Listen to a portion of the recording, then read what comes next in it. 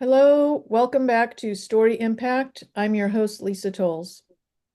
This series is intended to lift authors up and give them a voice and presence to help readers connect with their vision in their stories. But really, I'm looking at what's behind the stories, the creators and visionaries, what their process looks like, where they get their inspiration, and the purpose that drives them forward day after day. As well as being your host for this series, I'm also a crime novelist, and you can find my books on Amazon and on lisatolles.com. All right, let's get started. I'm excited. Winnie Tataw, my guest today, is an artist, writer, blogger, publisher, community builder, and an absolute creative powerhouse, and I'm so excited to be chatting with her today. As a military child, Winnie traveled extensively through the U.S. East Coast and Germany, learning about the history, lore, and culture of each region. Winnie spent the last 2 years writing and expanding the world of her God's Scion trilogy series. We're going to talk all about that today. Winnie lives in South Carolina, and she's a graduate at the College of Charleston. Winnie, warmest welcome. Thank you. Thank you, Lisa. It's so great to be here. What did you study at College of Charleston? Yes, so I studied studio art and then minored in communications and marketing. So, That is so totally relevant to your journey as an author. That's fantastic to hear. Wow. yeah, I very much stayed within my path. No, I think that's great. You know, what I see a lot is I see the marketing and the promotion part of the business of writing kind of left by the wayside. You know, I mean, we spend so much energy creating our stories and our series that, you know, there's really just nothing left over for marketing, and it becomes an afterthought, like, oh, yeah, I'll do that later, or I'll hire someone else to do it. I mean, you can do that, but if you're building that expertise early on your journey, I think that's fantastic. So, I agree. um, yeah, go ahead. Oh no, I was just gonna say it's something that I think every author, whether you're traditionally or indie published, you have to learn some type of marketing because you have to be the biggest voice for your book and why people should buy it. That's right. I mean, we're not just writing in a vacuum. If you're looking to get your books published, we're writing for readers. So I mean, we need the marketing to be able to reach those readers. And I've been writing for a long time, but it took me a really long time to kind of grasp that that concept and understand how important it is. Um, Tell me about your series.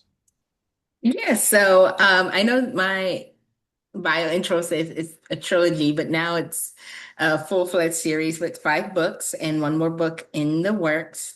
And then I'm done and on to the next. But the God Science series is basically about these two royal families, and you dive into their dynamics and just how uh, big of an impact they left or are leaving on the world around them and the causes and consequences of like all their actions and decisions they make and how it not only impacts them personally but so many other people's lives globally.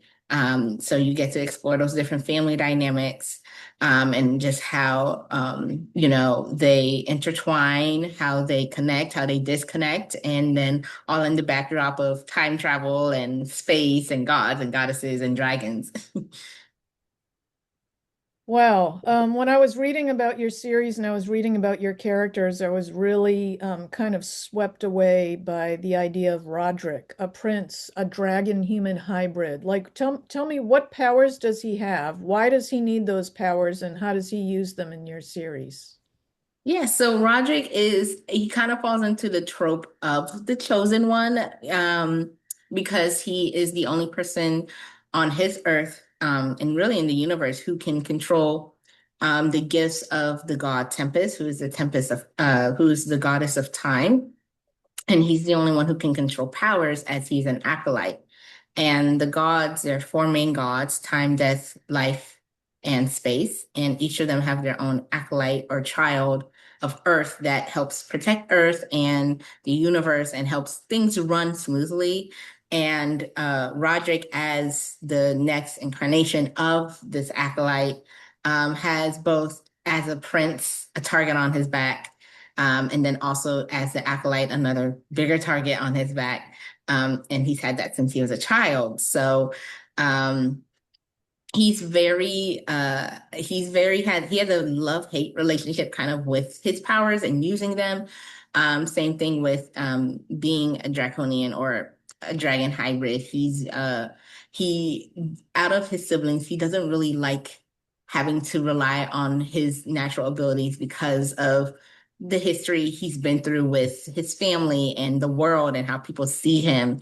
Mm, But now as he's, in his, early 20s, going into college, getting out of college, he's starting to rely more on it, which in turn impacts how he really decides and um, thinks and does things to the point where he now has to struggle with when do I need to step in? When do I need to step back?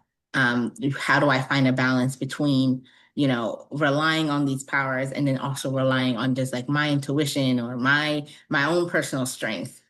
mm. So interesting. When I hear you talking um, about Roderick, I'm thinking about the word power. Like when we think of the phrase power struggle, I mean, like I think the most common interpretation of that is kind of two, evil opposing forces, like all that have the same goal. I think a more compelling definition of a power struggle is the power struggle that happens in here. I mean, like how we deny our own power, how other people oppress and repress our power. I mean, can you talk a little about, I mean, as an artist, like creating all of the art that you're putting out into the world, could you share anything about your personal journey, about your personal power and how that's inspiring you to create everything that you're creating? Yeah, I think it stems a lot from the fact that I create because I want others to see themselves in the world. I can't tell you how many times I go to events or I'm at talks or I'm doing an interview and an older Black woman's like, I'm so happy you exist because I didn't have magical Black girls when I was growing up. And I'm happy my kids or my grandkids or the younger generation Mhm, has you or has others like you mhm, because there weren't any and we existed but we weren't platformed and right. it's I think it's that's part of my power to make sure that people know we do exist, Black people especially who love magic and fantasy and speculative fiction, and just nerd culture are here and we've always been here and we just haven't really had the chance to really platform or express ourselves until I think probably a lot more now than ever. And I think it's just beautiful that I get the opportunity to be able to shine a light on just how magical we are as people, and then also Mhm, how diverse we are as people too. That no one is a monolith, and you can all types of fairies come in all types of shapes and sizes, colors, and skin tones, and that's right. I just part of my power is being able to create these narratives and voices, both ones that show the good side and the bad side of everything. Hmm. I love it. Fairies do come in all shapes and sizes. I just love that so much. Wow, you have such an inspiring story, but an inspiring outlook too. And so I want to pivot a little bit from personal power to um, talking about the publishing landscape. I talk with a lot of authors. You're the 30th guest on this series, and again, I'm so excited to be able to hear your story and your path today. A lot of the authors that I talk to, Winnie, have really interesting things to say about how the publishing landscape has changed over the years and over the decades, and kind of what's good about it and what's challenging about it now, as an author. What is your perspective about the opportunities that there are in the publishing landscape right now, or any limitations that you've experienced, and how you've kind of moved around those limitations? Because you're really just kind of, steamrolling your own path forward. So, can you share anything about that? Yeah, when I first started really writing and reading, like really getting into reading books, I of course didn't really have characters who looked like me, and that powered me to create those characters myself. And then when I started trying to, pitch to publications, there was a lot of no's, and I couldn't. I was like, what? My book is good. And I was like, maybe it's the editing, and maybe it's, maybe it's just not the right story for them. And then I started, researching and seeing that, there aren't many Black people who are being published, and then let alone Black women who are being published.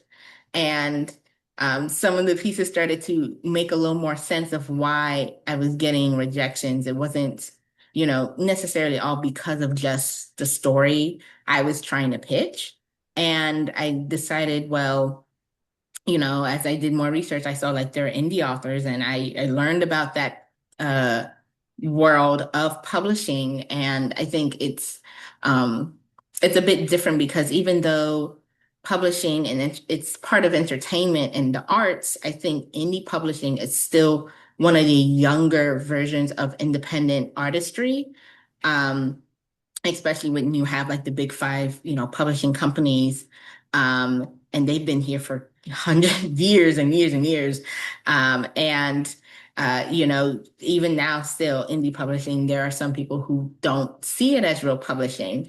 But if you look at independent musicians and independent creative visual artists, like they have been here for a very long time. And it's something that's in sentiment, like, oh, you're taking an indie, great. But when it comes to publishing, it's still very new.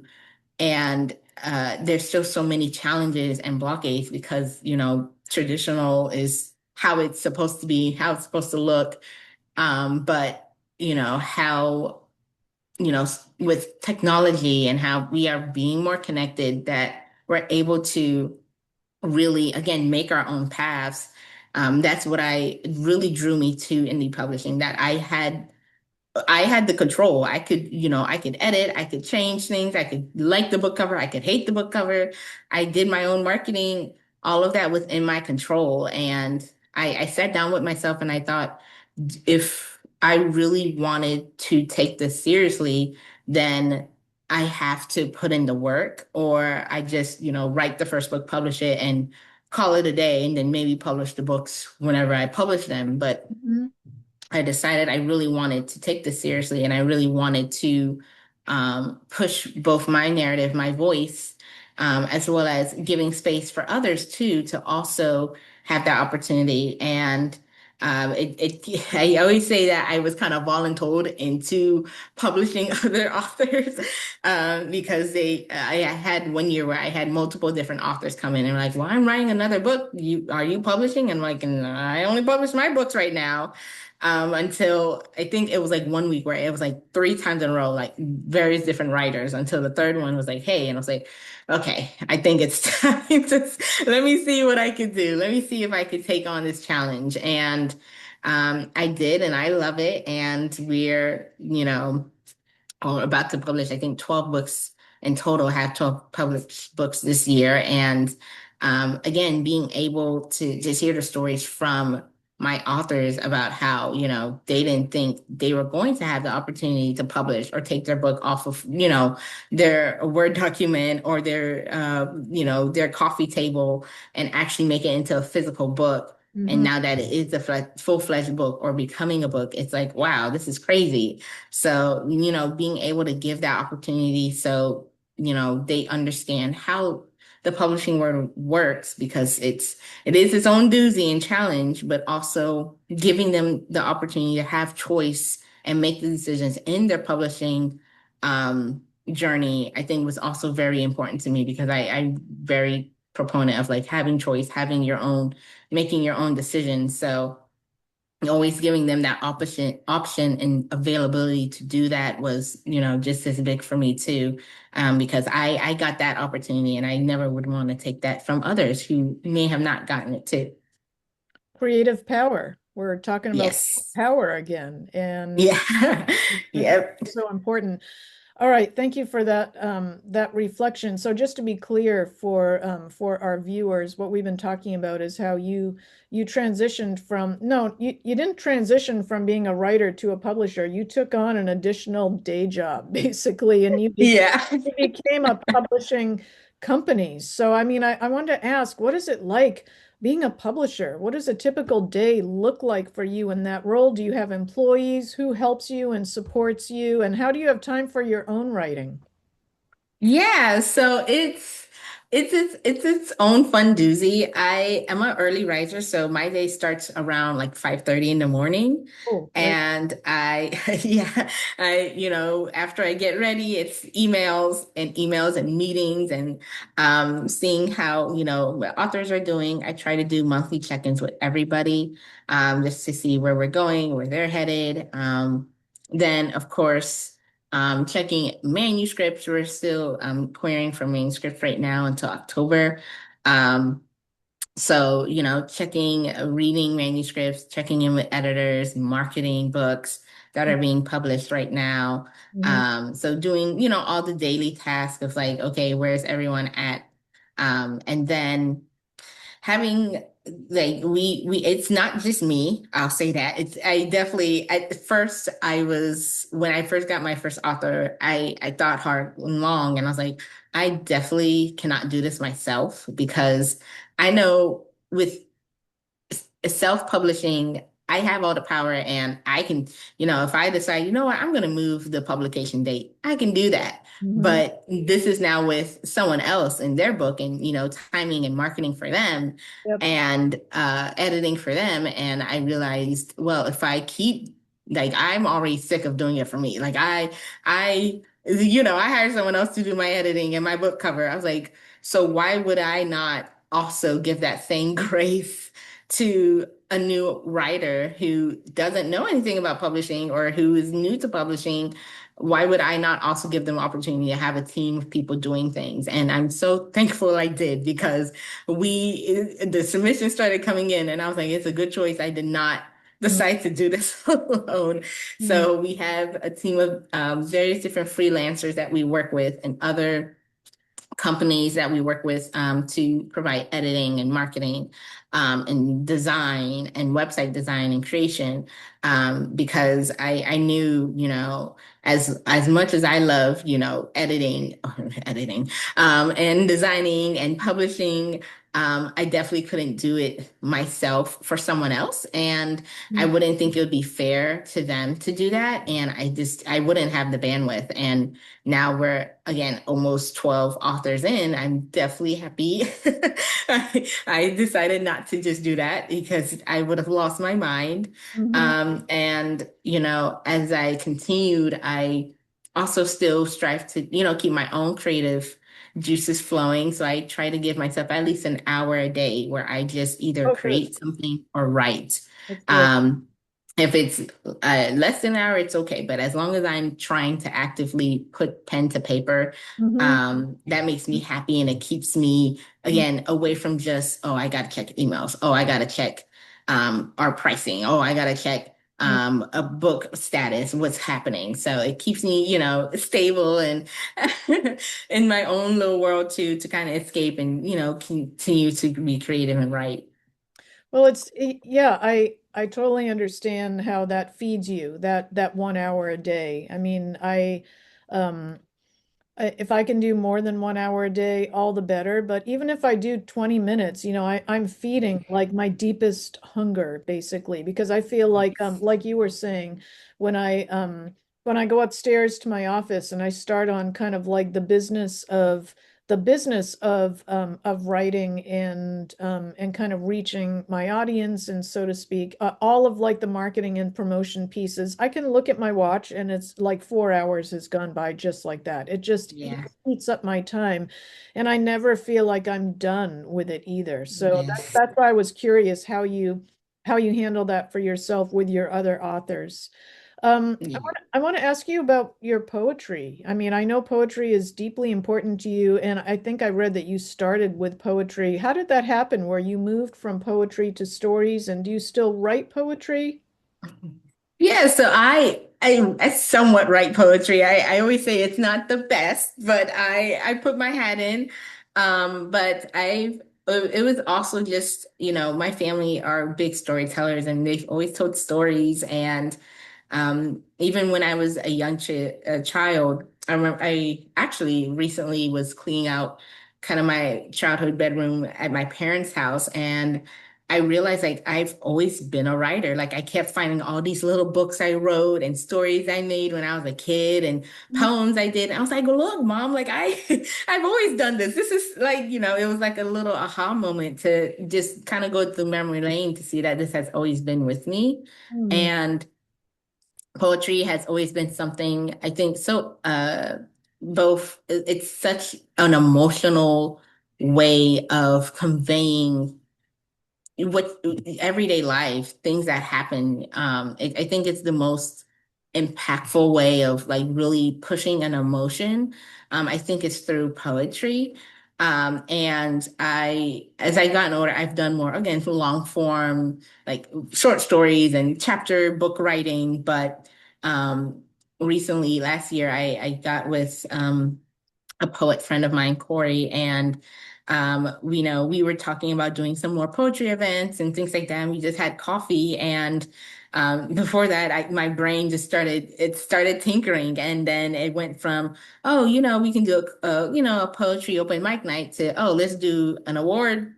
A poetry contest and an award show and and a Mhm. literary magazine. And now, it just kind of expanded upon itself. Now we have its own growing community of poets and writers who, come to our open mics and who submit poetry. And it's just so wonderful to see like how it's grown in just less than a year, really.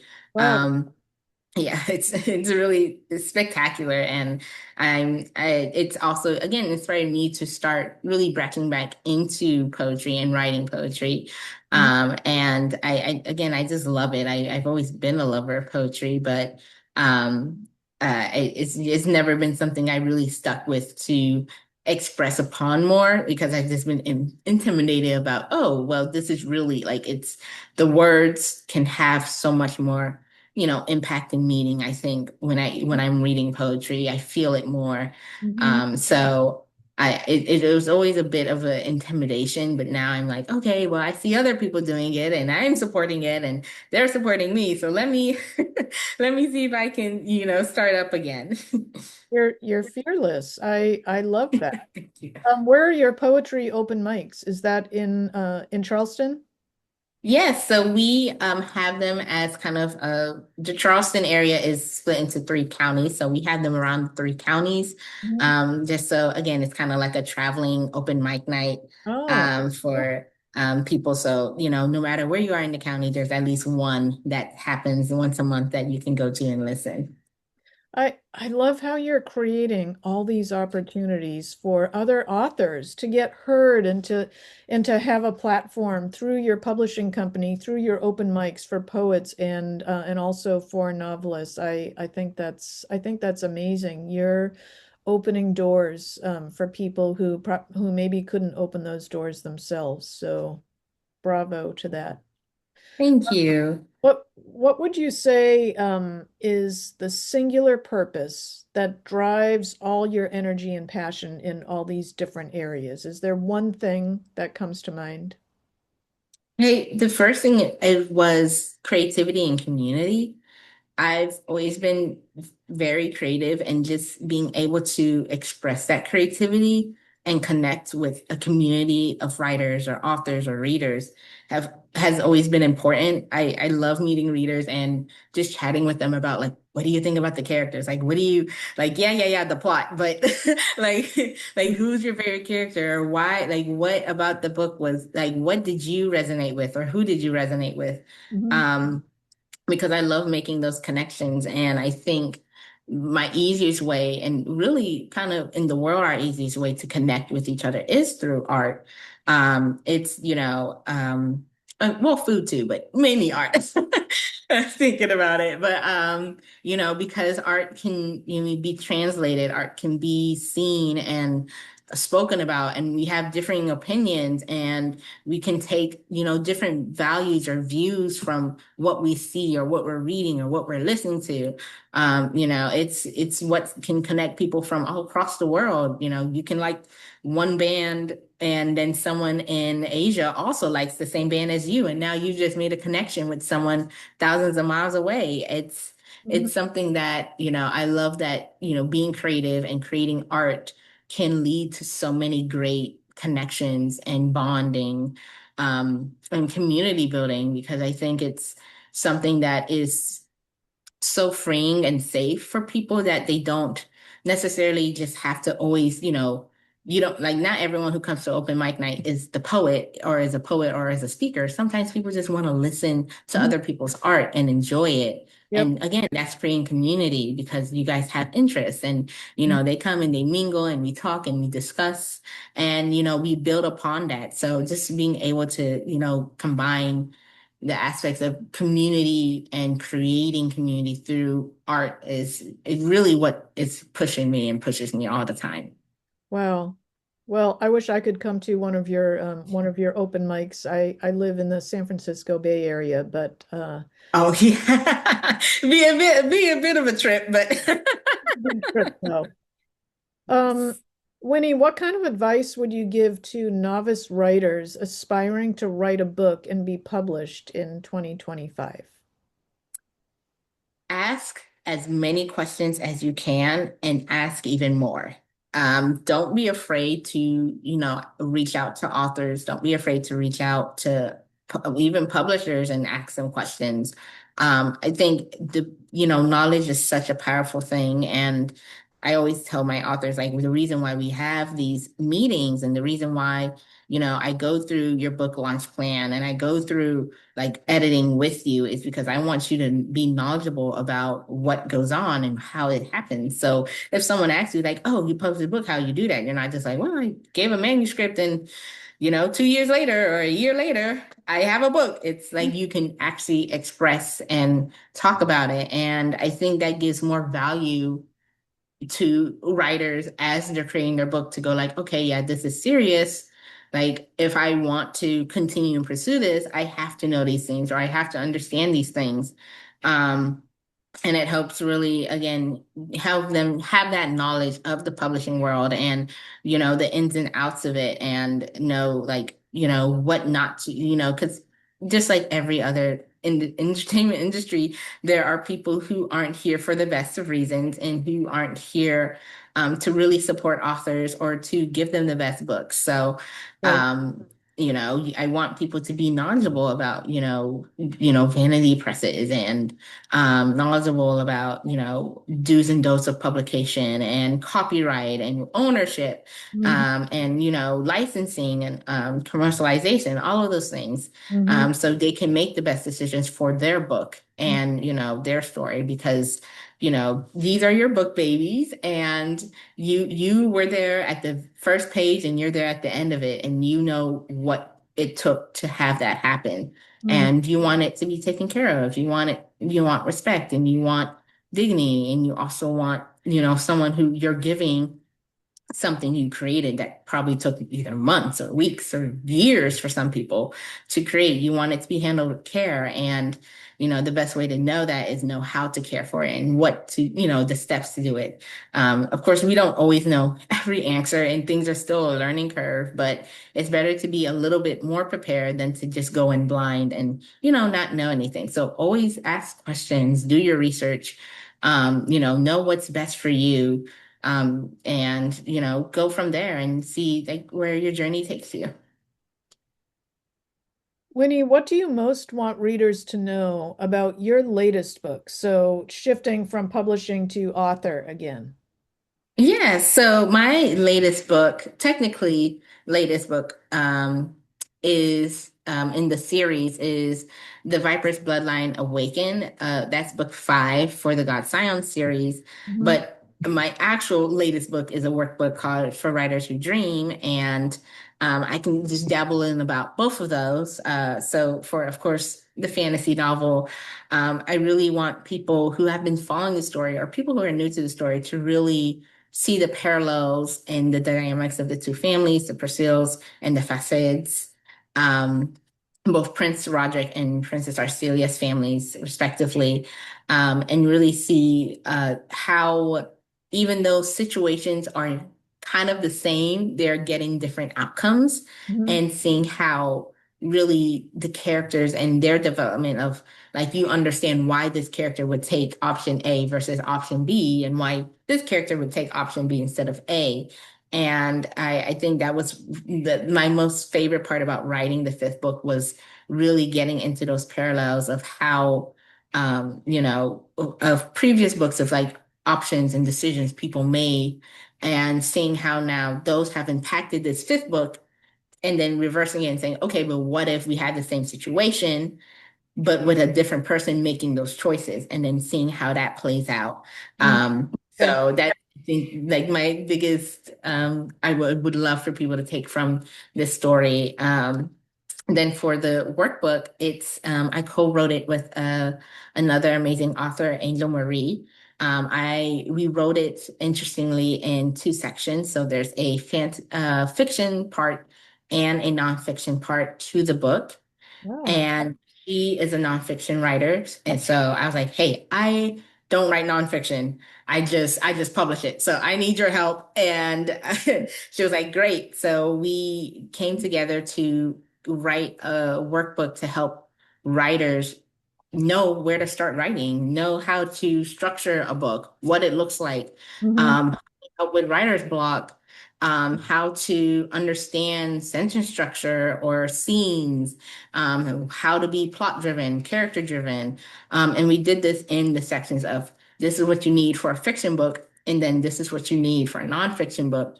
And you can take aspects from both Mhm. and create your story and have it as this interactive workbook where you can write in and take notes and understand it better. Wow. Um, and Awesome. just use it continuously for every book you have, because I think both of us were reading our stories and we're like, or parts, and I was like, oh my gosh, I didn't even notice. I could definitely use this for publishing, and I could Mhm. definitely use this to be like fiction. And Mhm. she did the same things like, oh, I didn't know this. I definitely could use like character development for writing other people in like a memoir or writing Mhm. about other people's backstories in a creative fiction.